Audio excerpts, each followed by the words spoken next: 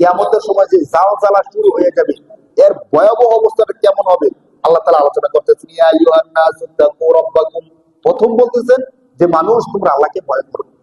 ইয়া আইয়ুহান নাস, এখানে কিন্তু আল্লাহ তাআলা ইয়া আইয়ুহাল্লাযীনা আমানু এই কথা বলে নাই। অনেক আয়াতের মধ্যে আল্লাহ বলছেন ইয়া আইয়ুহাল্লাযীনা আমানু ইত্তাকুল্লাহ, হে মুমিনরা কাকে ভয় করো? আল্লাহকে ভয় করো। কিন্তু কিছু কিছু জায়গা আছে, আপনাদেরকে আমি একটা বিষয় বলি, আপনারা নিজেরা বুঝবেন। কিছু কিছু জায়গা আছে, ওই জায়গাগুলোতে শুধু মুমিন না, তখন মুমিন, মুসলমান, হিন্দু, বৌদ্ধ সবাই এক হয়ে যায়। আপনারা নদীর মধ্যে ভ্রমণ করছেন কিনা কখনো? যখন জাহাজের মধ্যে থাকছেন বা নৌকার মধ্যে থাকছেন, আর বাতাস, প্রচন্ড বাতাস আসছে, শুরু হয়ে গেছে, মনে করেন পানি, বড় বড় ঢেউ আসতেছে, যে কোনো মুহূর্তে জাহাজটা ডুবে যেতে পারে, নৌকাটা ডুবে যায় যায় অবস্থা। তখন হিন্দু, বৌদ্ধ, মুসলমান নৌকার মধ্যে যারা থাকে সবাই কি বলতে থাকে? আল্লাহ বাঁচাও, আল্লাহ বাঁচাও। কি বলে বলেন? আল্লাহ বাঁচাও। এবং শুনছেন কিনা আপনারা? মানে তখন কিন্তু আর কে, মানে মুসলমান বলবে আল্লাহ বাঁচাও, হিন্দু বলবে ভগবান বাঁচাও, আর একজন বলবে মুখে বাঁচাও, মুখে বাঁচাও, কোনো কিছু মুখে আসে না। একমাত্র মুখে কি আসে? আল্লাহ বাঁচাও, আল্লাহ বাঁচাও। আল্লাহ ঠিক, আল্লাহ বলতেছেন যখন কিয়ামতের জালজালা শুরু হয়ে যাবে, তখন মানুষের মধ্যে আর ধর্মের ভেদাভেদ থাকবে না। তখন সবাই একমাত্র বিশ্বাস করে ফেলে কাকে?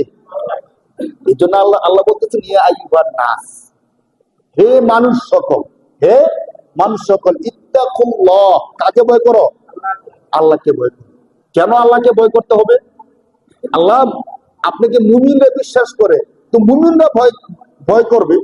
আমরা তো আপনাকে মাইনে বিশ্বাস করি না, আমরা কেন বিশ্বাস করবো? আল্লাহ বলতেছে শোনো, ইন্না জালজালাতাস সাআতি শাইউন আযীম, যখন কিয়ামতের ভয়াবহ জালজালা শুরু হয়ে যাবে, ভূমিকম্প, ভূমিধস, ঝড় ঝাপটা শুরু হয়ে যাবে, ওই শুরু হওয়াটা অনেক বেশি ভয়াবহ, ভয়ঙ্কর পরিস্থিতি হবে।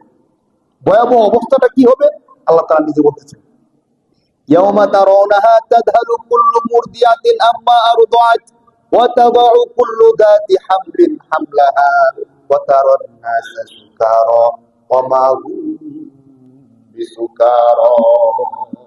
আল্লাহ বলে বান্দা কেন আমাকে ভয় করবা? শোনো, যখন এই ভয়াবহ পরিস্থিতি শুরু হয়ে যাবে, তখন তুমি দেখবা যে মা তার সন্তান ভূমিষ্ঠ হওয়ার পরে সন্তানের দিকে 24 ঘন্টা তাকায় থাকে, সন্তান ঘুমাইছে কিনা, খাইছে কিনা, একটু কান্না করার সাথে সাথে কোলে নিয়ে নেয়। মানে সন্তানের জন্য জান প্রাণ, নিজের জীবনটা পর্যন্ত মা সন্তানের জন্য বিলিয়ে দেয়।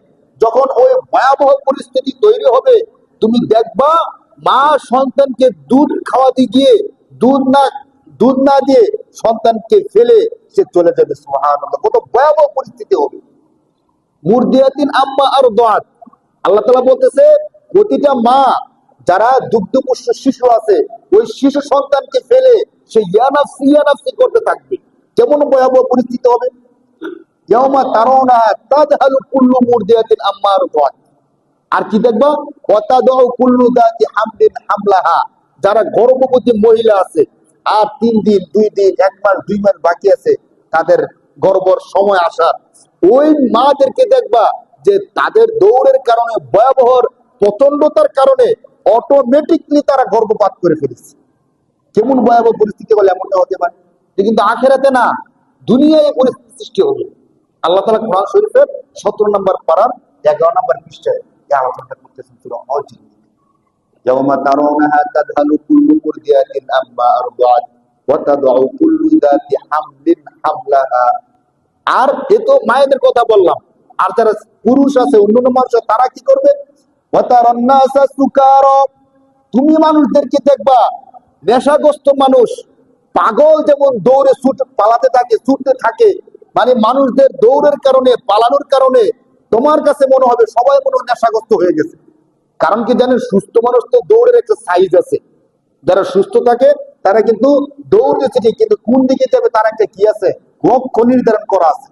যারা অসুস্থ পাগল তাদের লক্ষ্য নির্ধারণ নাই, যেদিক দিচ্ছে সেদিক দৌড়াইতেছে। দৌড়তে দৌড়তে কাঁটায় পড়তেছে, গর্তের মধ্যে পড়তেছে, না ড্রেনের মধ্যে পড়তেছে, তার কোনো খবর নাই। আল্লাহ বলতেছে ওই ভয়াবহ অবস্থায় মানুষ যে দৌড়াতে থাকবে, কোন দিকে দৌড়াতেছে সে নিজেও বুঝবে না। দৌড়ে ড্রেনে পড়তেছে না, গর্তে পড়তেছে না, পানিতে পড়তেছে না, নদীতে পড়তেছে, তার সে খবর থাকবে না। অতারণ্য আছে সুকার, মানুষদেরকে দেখবা তারা নেশাগ্রস্ত পাগল মাতালের মতো হয়ে গেছে। অথচ তারা নেশাগ্রস্ত না, তারা একটু আগেও সুস্থ ছিল, একটু আগেও ভালো ছিল, কিন্তু কিয়ামতের ভয়াবহতার কারণে তাদের মধ্যে এই অবস্থাটা সৃষ্টি হয়েছে। এই অবস্থাটা করবে কে? আল্লাহ। এই অবস্থা করবে কে? আল্লাহ। যে বিষয়টা আমরা মনে করি স্বাভাবিক সাধারণ, এটা কি হতে পারে অসম্ভব? আল্লাহ বলতেছেন না, অসম্ভব বিষয়টা কেমন হবে জানো?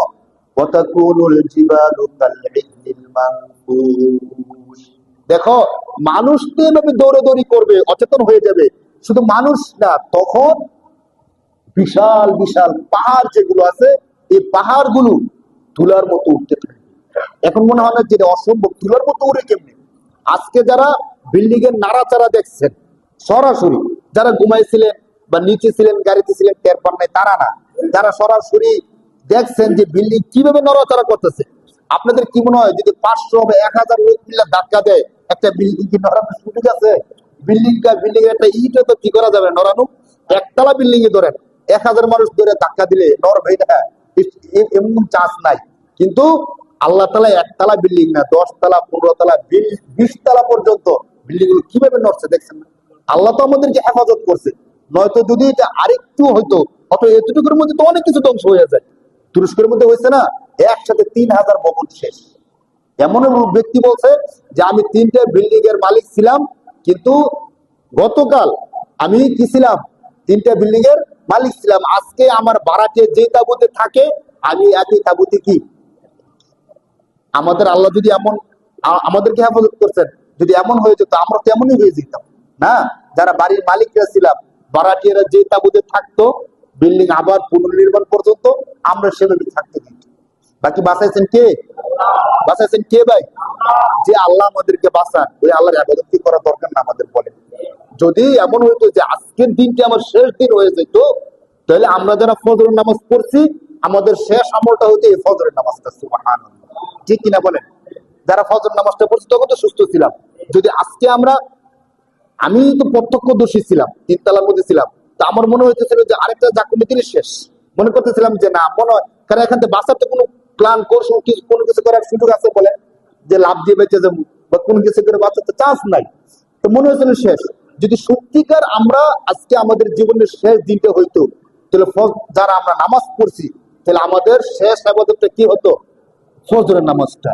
আর যারা দুর্ভাগ্যবশত ফজরের নামাজটাও পড়তে পারছি না, তাদের অবস্থাটা কি একটু বলেন?